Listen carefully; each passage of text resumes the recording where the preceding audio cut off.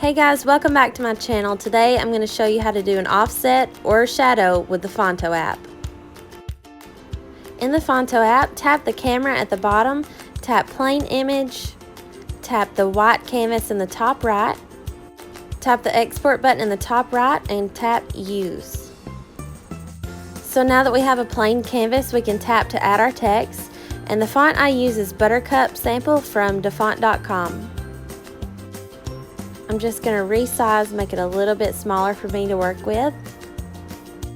And then I'll tap Style to make our shadow.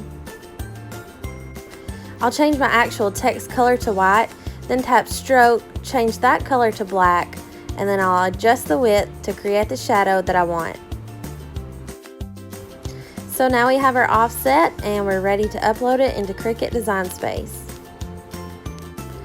Just tap the export button on the bottom right, tap save image, and now we're ready to upload.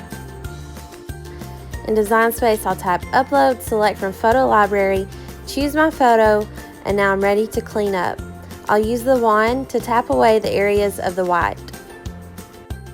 You can leave the inside of your image untouched to create a thicker shadow, but for this I'll leave it to contour out the name and have an exact match for the shadow.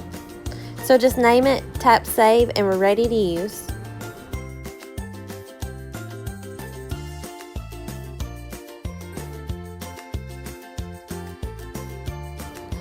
I'll go to Actions and duplicate my image because I want one for the shadow and one for the name. Use Contour to tap the outer layer to have your inset name. I did want a full shadow on my bottom layer for this project, so I'll use Contour again and tap away my name to create that full thick shadow. So that's it, you guys. Thanks for watching. Subscribe to my channel for more tutorials, and until next time, thank you and keep crafting.